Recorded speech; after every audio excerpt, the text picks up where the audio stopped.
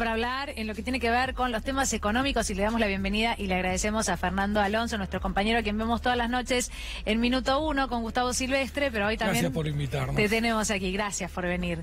Fernando, bueno, como primera noticia, hoy nos sorprendió un poco, bueno, tal vez a ustedes no, los economistas, este relevamiento del Fondo Monetario Internacional desde Davos, estas proyecciones para el mundo entero, ¿no? En realidad no son específicas para la República Argentina, ahora nos explicarás, pero respecto del crecimiento que va a haber o no en nuestro país para lo que es 2019 y sí 2020.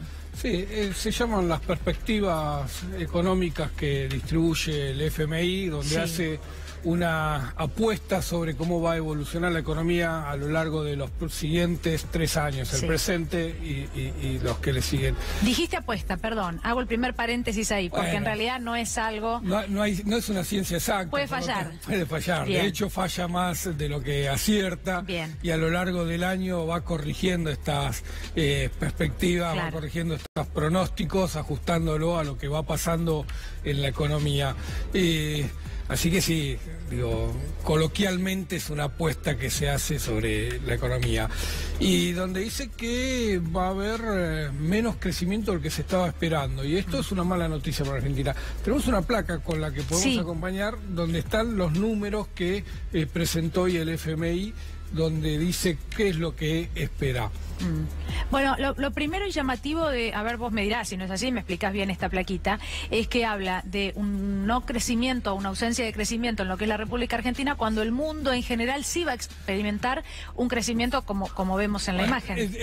La economía argentina no va a crecer este año, no creció en 2018, de hecho cayó, este año va a seguir cayendo como parte de todo el ajuste estructural que están haciendo en acuerdo del gobierno con el FMI. La política que llevan adelante es una política de ajuste, es una política que busca equilibrar la macroeconomía a través del ajuste y no del crecimiento. Así que la economía argentina está al margen de lo que pasa en el resto del mundo, porque está sometida a un brutal ajuste que va a provocar otro año más de recesión.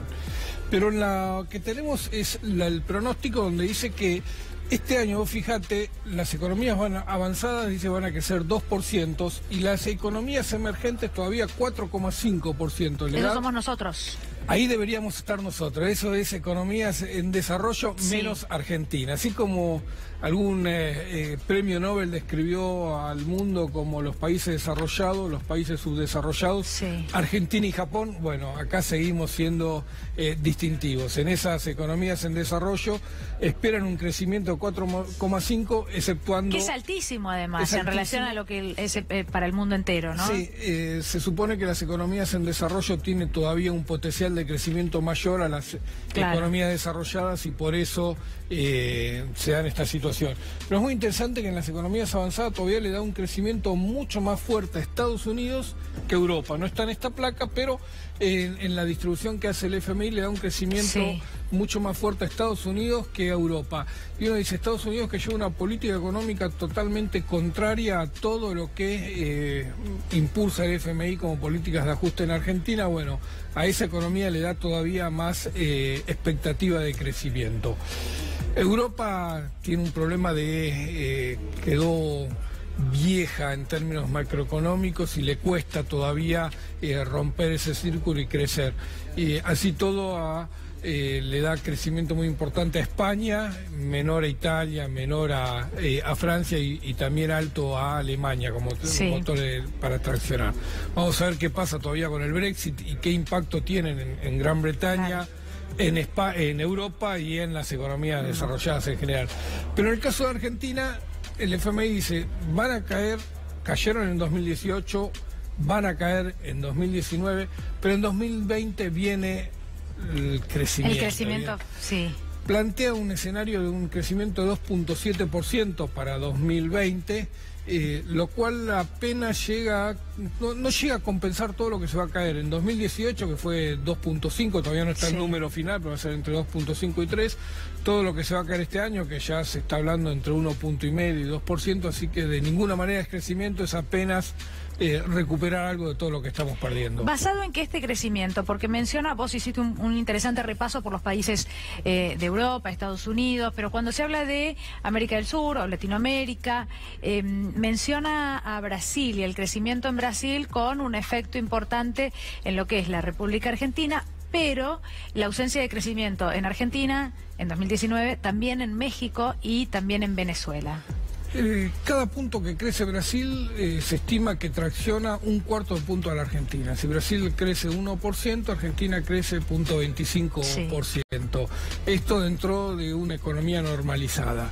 El problema que tiene Argentina es que no puede aprovechar el crecimiento todavía de Brasil por todo este ajuste que está llevando adelante. Pero primero hay que ver si Brasil logra salir de la recesión que estuvo estos últimos años. Todos dicen que Jair Bolsonaro ha llegado con políticas muy afines a lo que pide el mercado y por lo tanto va a poder impulsar el crecimiento.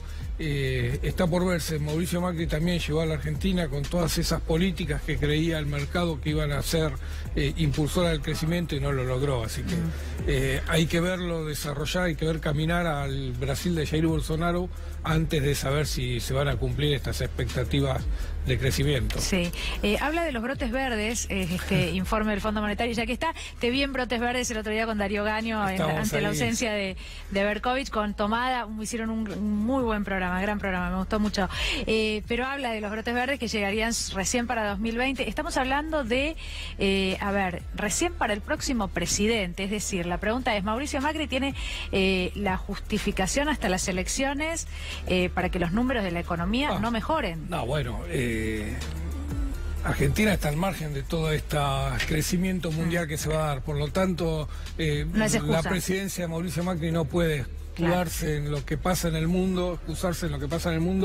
para justificar lo que está haciendo en el país. Claramente no. El FMI dice que este año va a ser menor el crecimiento, dice que tienen que aprovechar los países para llevar adelante las políticas de saneamiento fiscal, las políticas de saneamiento macroeconómico, la misma receta de siempre, aprovechar este año para impulsar el crecimiento en 2020. Difícilmente los países desarrollados lo hagan porque siguen su propia lógica. En los países en vía de desarrollo es muy fuerte la presión que hay sobre Argentina para modificar el régimen previsional, es muy fuerte la presión que hay sobre Brasil para modificar el régimen previsional. El presidente Jair Bolsonaro dijo que lo va a hacer por decreto. Para Brasil dicen que es y muy importante esta reforma porque si no se queda con un déficit fiscal muy grande que no lo va a poder financiar. Argentina, el FMI ya le anticipó que va a pedir que este año se discuta una reforma previsional, no solo la fórmula con la que se modificó hace un año y que significó un menor haber inicial y una menor actualización, sino la suba de la edad. Quiere una reforma más profunda, con la suba de la edad y con una menor jubilación, un menor haber inicial de previsional. Así que vamos a ver si políticamente el presidente Macri puede ir adelante con esto, ¿no? Claro. Uno tiene la sensación de que este 2019 le va a resultar muy difícil a Macri presentarlo, pero bueno, ya dijeron que van a ir por la reforma laboral, así que por ahí se animan. Te pregunto cómo, bueno, tiene que ver con la economía, pero también de toda tu mirada más amplia sobre otros temas, ¿no? La verdad es que en momentos donde la economía nos trae solo indicadores económicos, falta de crecimiento, bueno, todo esto que estamos mencionando constantemente, ¿te parece que es momento de hacer reformas estructurales? Porque el gobierno, el Poder Ejecutivo va por reformas estructurales cuando en realidad la economía diaria, lo básico, parece seguir en un mismo sentido que es para atrás. Lo que pasa es que las reformas estructurales son en función del proyecto político que vos querés llevar adelante. Claramente un proyecto neoliberal como que está desarrollando el presidente Mauricio Macri necesita de esas reformas para poder ser sustentable, para poder crear los cimientos de esa política.